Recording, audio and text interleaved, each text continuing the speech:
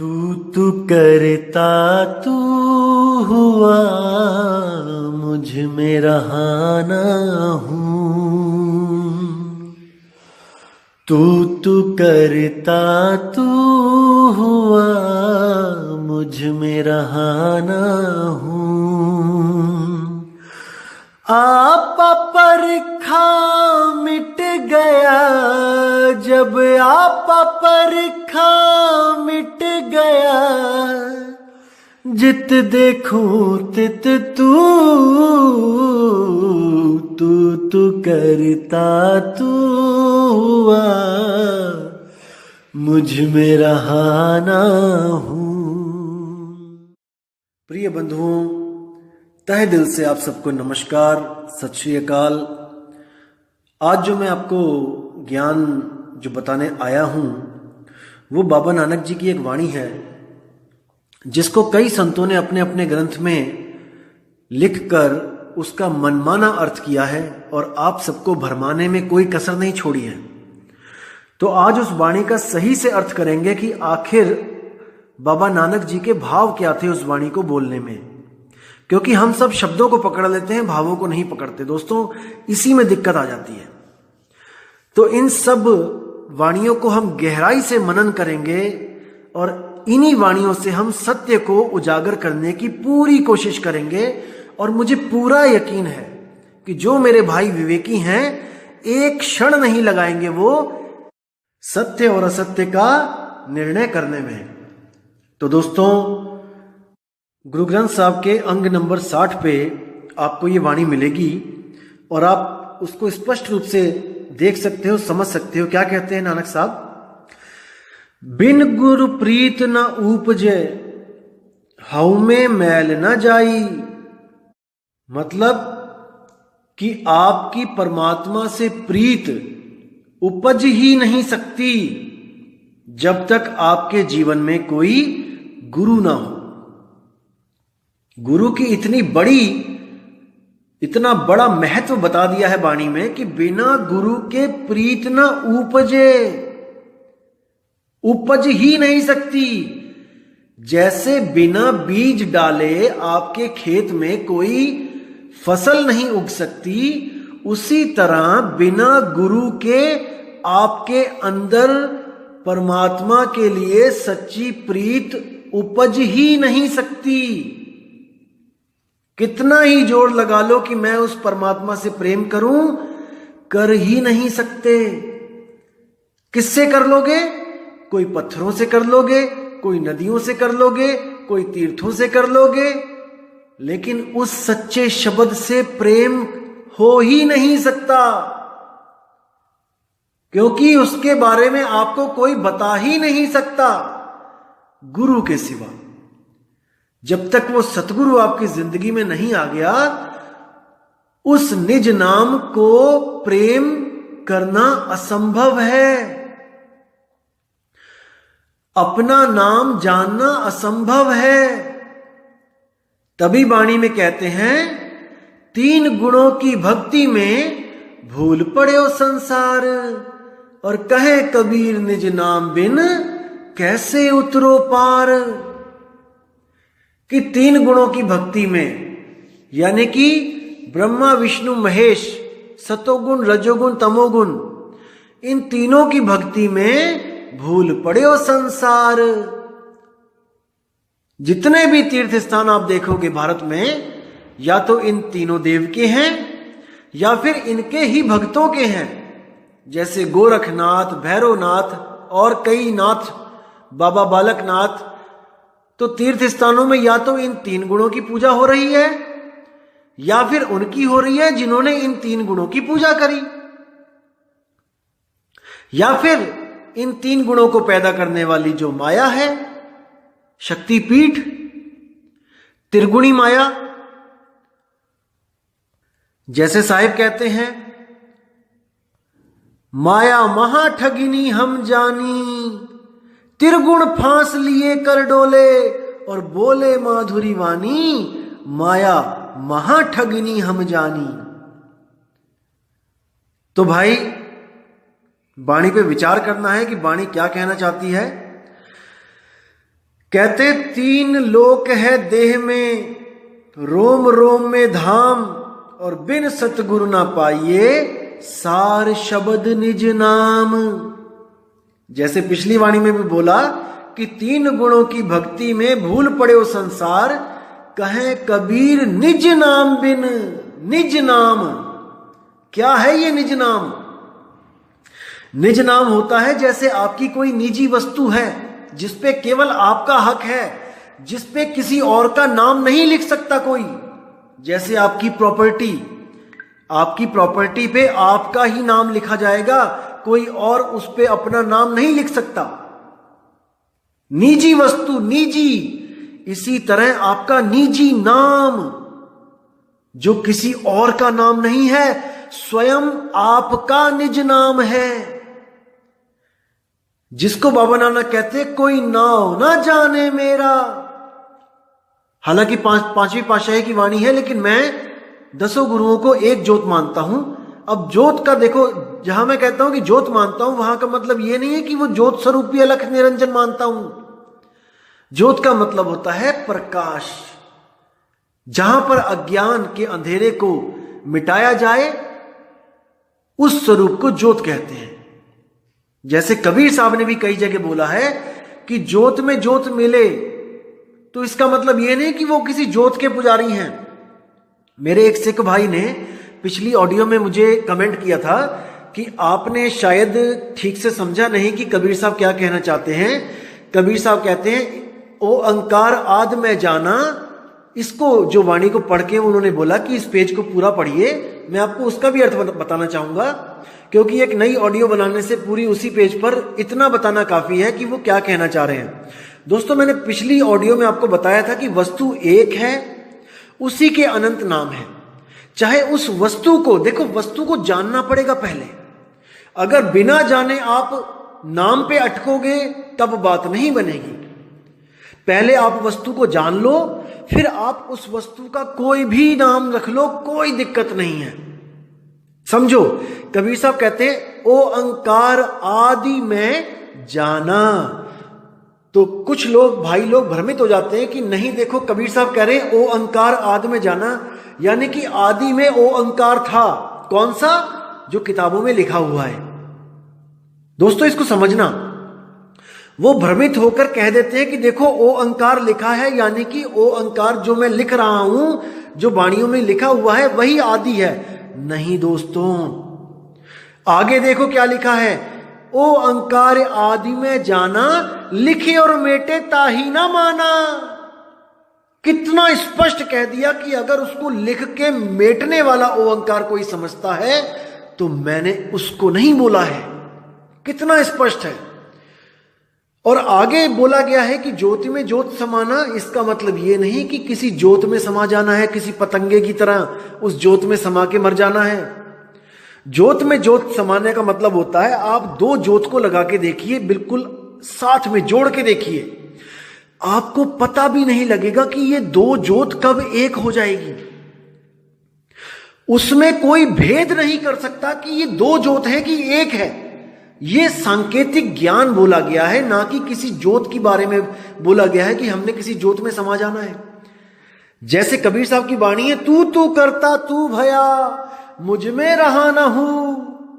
फिर क्या कहते हैं, राम कबीरा एक भय है कोई न सके पछाणी। ये भेद की बातें हैं, ये भाव की बातें हैं। आपने भाव को पकड़ना है। गलती से आप शब्दों को पकड़ रहे हो मेरे भाई, शब्दों को पकड़ रहे हो। जब आप वस्तु को जान जाओगे, चाहे उसको ओंकार कहो, चाहे उसको ब्रह्मा कहो, चाहे उसको विष्णु कहो, चाहे उसको जो मर्जी कहो, लेकिन जानने के बाद जब आप उसको जान जाओगे तो जो मर्जी कहो। जैसे गरीबदास जी ने अपनी वाणी में कई जगह कहा है कि आदि गणेश मनाओ। अब इसका मतलब ये नहीं कि वो गणेश की बात कर रहे हैं जो भोले शंकर और पार्वती के बाद पैदा हुआ है। उन्होंने बोला है आदि गणेश मनाओ। आदि कौन है? आद सच, जुगाद सच, है भी सच, नानक होसी भी सच। उस आदि गणेश को, यानी उस परमपिता परमात्मा को ध्याने की बात हो रही है। लेकिन लोग केवल शब्दों को पकड़ लेते हैं कि देखो गणेश लिखा है तो इसका मतलब वो सूंड वाले गणेश की बात कर रहे हैं। दोस्तों उसके आगे आदि भी लिखा है, आपको वो क्यों नहीं दिख रहा है? आदि का मतलब ये सृष्टि भी नहीं थी, कुछ भी नहीं था, ना धरती ना आकाश ना पाताल, ना देव ना देवता, कुछ भी नहीं। उस वक्त जो आदि गणेश था उसको मनाने की बात कह रहे हैं। तो इन भावों को समझो मेरे दोस्त, मेरे भाई। अगर इन भावों को आपने समझ लिया तो दोस्तों वो दिन दूर नहीं है जब आप भी कहोगे कोई नाव ना जाने मेरा। उसको समझो मेरे भाइयों, समझो वक्त अभी है।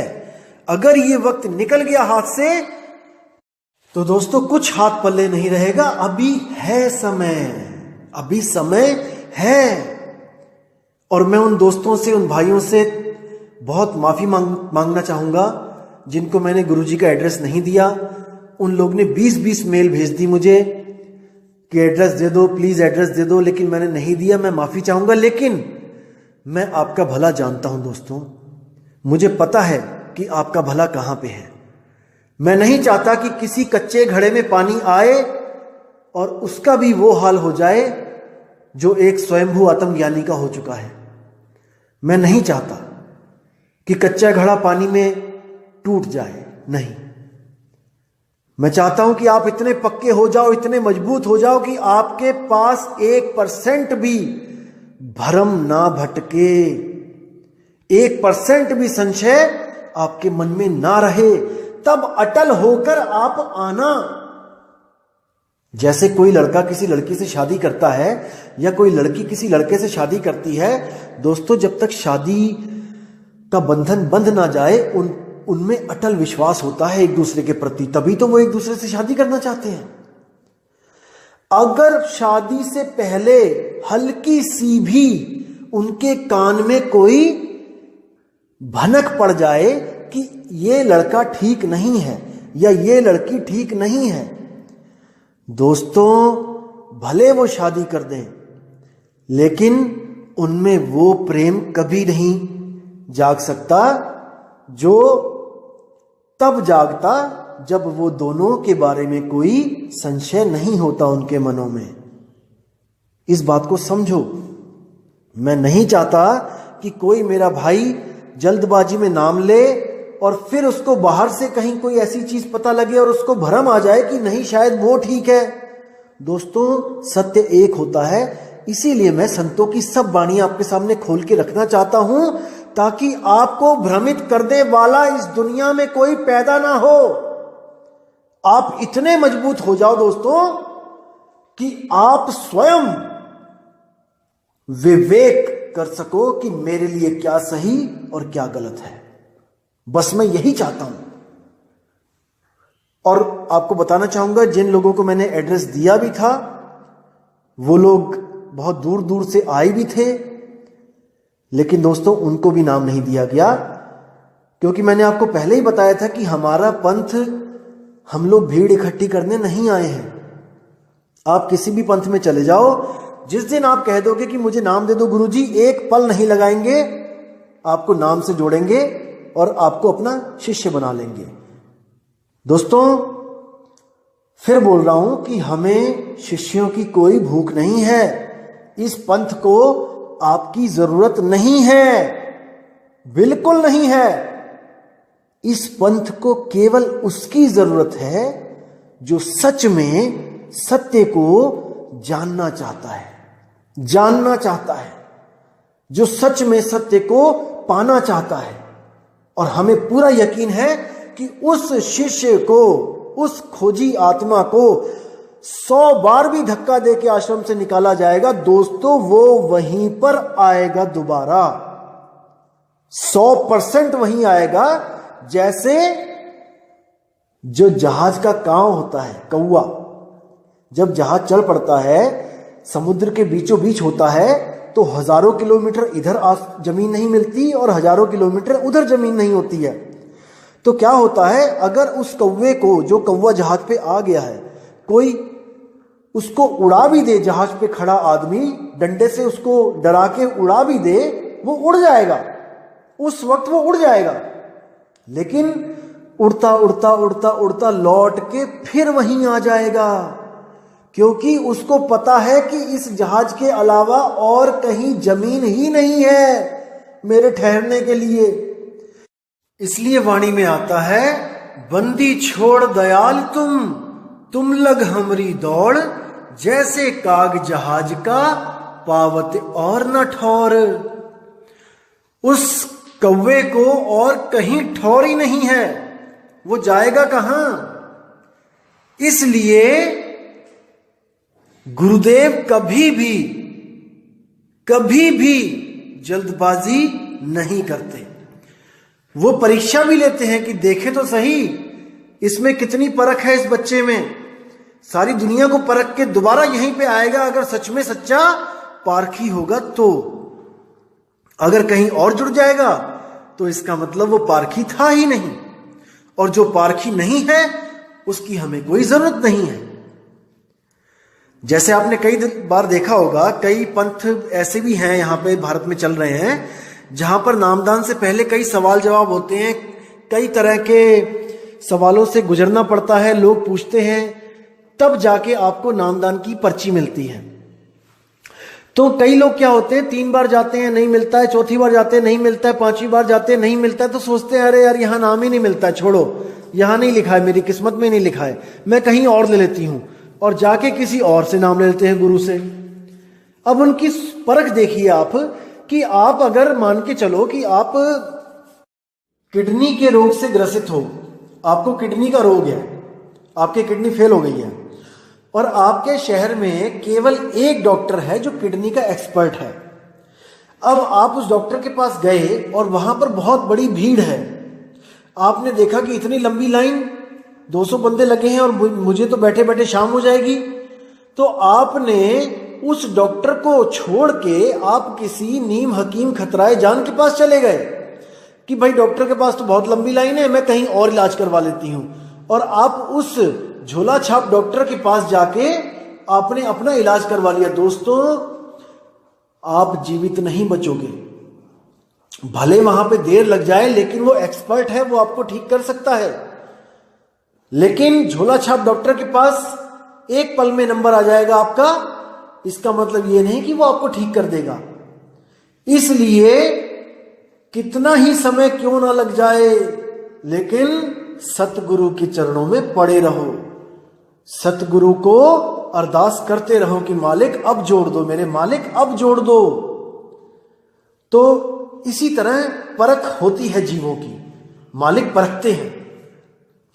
तो कबीर साहब कह रहे हैं कि कहे कबीर निज नाम बिन कैसे उतरो पार।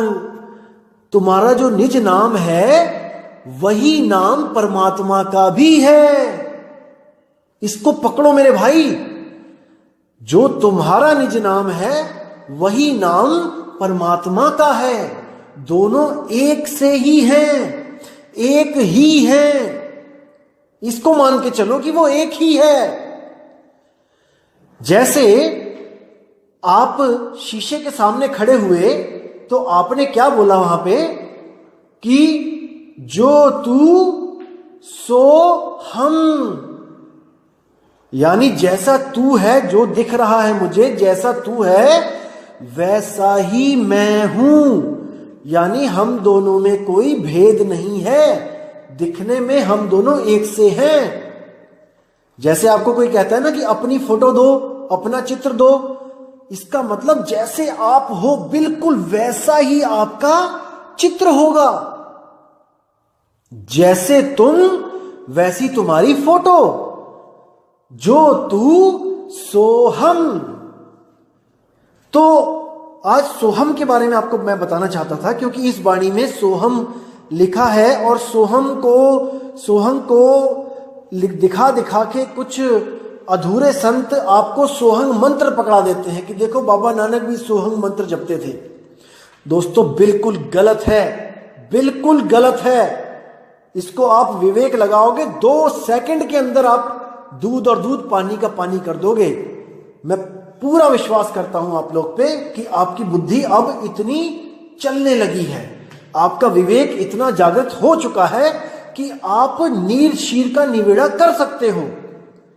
अब वाणी देखते हैं आगे क्या कहती है। बिन गुरु प्रीत न उपजे हव में मैल न जाई, यानी कि बिना गुरु के हमारी हौमे की मैल नहीं जा सकती, दूर नहीं हो सकती, अहंकार कभी खत्म नहीं हो सकता। जैसे हम मंदिर में दर्शन करने भी जाते हैं, कोई बड़ा आदमी जाता है तो अहंकार लेके जाता है, वो लाइन में नहीं लगना चाहता कि मैं किसी आम भगत के पीछे लगूं, वो अपने अहंकार को साथ में लेके जाता है और अपना आई कार्ड दिखाता है कि मैं सीएम हूं, मैं पीएम हूं, मैं डीएम हूं, मुझे अलग से दर्शन, फास्ट दर्शन करा दिए जाएं। तो ये हौमे की मैल कभी नहीं दूर हो सकती दोस्तों बिना गुरु के। तो क्या कहते हैं, सोहम आप पछाणिए शब्द भेद पति आई। कितनी प्यारी वाणी है कि तुम सोहम को मंत्र मत समझो, सोहम आप पछाणिए, यानी कि खुद को सोहम पहचानो कि तुम ही सोहम हो। एक बहन ने कमेंट में बड़ा अच्छा लिखा कि क्या सोहम हम ही हैं। मैंने उसको पढ़ा और मुझे इतनी खुशी हुई कि देखो जागृति, देखो आत्मा की, कितने प्यार से लिखा। उसने पूछा मुझे कि क्या सोहम हम खुद हैं। हाँ मेरी बहन, हम ही सोहम हैं, हम ही सोहम हैं। जैसा तू वैसे हम, जो तू सो हम। समझो, कबीर साहब से पहले सब जितने भी ऋषि मुनि, पीर पैगंबर, ये सब सोहम का जाप करते थे, लेकिन कबीर साहब ने जाप नहीं बोला। कबीर साहब के आने से पहले भी सोहम था यहां पे, लेकिन वो एक मंत्र था, उसको जपा जाता था। जैसे आप शिव सूर्योदय में पढ़ोगे या फिर आप गरुड़ पुराण में पढ़ोगे, इनमें सोहम मंत्र है, लेकिन गुप्त रूप में है, आपको दिखाई नहीं देगा। जब मैं दिखाऊंगा तब दिखेगा। कई लोग कहते हैं ना कि सोहम मंत्र 52 अक्षर वाले किसी ग्रंथ में नहीं है, यानी कि संस्कृत के शब्दों वाले किसी ग्रंथ में नहीं है। दोस्तों मैं दिखाऊंगा, मैं फोटो भी भेजूंगा उसकी, आप उस पर परख करना। वो गुप्त रूप से दिखाया गया है उसमें, लेकिन उसको उजागर जरूर करूंगा मैं, और आप समझ जाओगे कि वो क्या चीज है, सोहम ही है। तो क्या कहते हैं कबीर साहब, कहते हैं कि सोहम जपो नहीं भाई, सोहम तुम खुद हो। तो साहिब कहते हैं सोहम शब्द हम जग में ले आए, और सार शब्द हमने गुप्त छुपाए। यानी कि सोहम शब्द हम जग में ले आए, यानी कि आत्मा का ज्ञान मैं जग में लेके आया हूं। नहीं तो बड़े से बड़ा देव भी ओमकार का जाप कर रहा था, बड़े से बड़ा भगवान किसी ना किसी मंत्र का जाप कर रहा था। लेकिन सोहम शब्द हम जग में ले आए, ये आत्मा का ज्ञान मैं इस जग में लेके आया हूं, नहीं तो कोई भी आत्म ज्ञान को प्राप्त नहीं हो सकता। ये मैं ही हूं जो सब संतों को गुरु रूप में मिलता हूं और उनको उनका ही नाम दे देता हूं। दादू जी को मिले, गरीबदास जी को मिले, धर्मदास जी को मिले। धर्मदास तो 100 साल के बाद पैदा हुए, जब कबीर साहब यहां से जा चुके थे। गरीबदास जी देखो कब पैदा हुए हैं और कबीर साहब कब गए हैं। 1.5, 2-2 साल, 3-3 साल, 300 साल का फर्क है। और अब मदन साहिब देखो, 1843 में मदन साहिब को कबीर साहब आके मिले। कब गए हुए थे कबीर साहब, देखो 120 साल पूरे करके कब चले गए थे, लेकिन वो आते हैं जीवों के कल्याण के लिए। बाबा नानक को बेई नदी पे मिले गुरु रूप में, वहां पर उनको नाम दिया। तो दोस्तों इन बातों को समझो। हम ये नहीं कहते कि आप कबीर कबीर करो, कबीर का नाम जपो, लेकिन जो हमारे लिए इतना कुछ कर रहा है हमने उसको सर्वोपरि मानना है। सब संत मेरे पूज्य, हर संत मेरा भगवान, मेरा परमपिता परमात्मा है, क्योंकि वो समा चुके हैं, ज्योति ज्योत समा चुकी है। इस भाव को पकड़ना है, शब्दों में नहीं जाना है। मैं फिर कह रहा हूं, ज्योति ज्योत का मतलब ये नहीं कि किसी ज्योत की पूजा करके उस ज्योत में चले गए। कबीर साहब कहते हैं ये ज्योत स्वरूपी अलख निरंजन, ये धरता ध्यान हमारा। इसको समझना पड़ेगा। ज्योत स्वरूपी हाकिमा जिन अमल पसारा, अमल मिटाऊं तासु का पठाऊं भव पारा, कहे कबीर अमर कर राखूं जो निज होए हमारा। जो इस ज्योत को त्याग दे और हमारी प्रतीत कर ले, उसको मैं भव सागर से पार कर देता हूं और उसका स्वरूप बिल्कुल वैसा हो जाता है जैसा परमपिता परमात्मा का होता है। अब उनमें कोई पहचान नहीं सकता। जैसे कहते हैं अब तो जाए चढ़े सिंहासन, मिले हैं सारंग पानी, और राम कबीरा एक भय हैं, कोई न सके पछाणी। अब वो दो नहीं रह जाते हैं, अब वो एक हो जाते हैं। तो क्या कहते हैं वाणी में आगे, सो हम आप पछाणिए शब्द भेद पति आए। यानी उस गुरु से भेद प्राप्त करके उसको पतियाए, उससे प्रेम करे। गुरु ने जो भेद बताया है शब्द का, उसे प्रेम करे। वो आप स्वयं हो, वो आपका अपना नाम है। एक छुड़ाए एक लखाए, ऐसा गुरु ढूंढो जो उसका भेद बता दे, शब्द भेद दे दे आपको, लोगों के नाम छुड़वा दे और आपका अपना नाम आपको बता दे। आगे क्या कहते हैं, गुरुमुख आप पछाणिए अवर की करे कराए। कहते हे गुरुमुख, तुम अपने आप को पहचानो कि तुम कौन हो।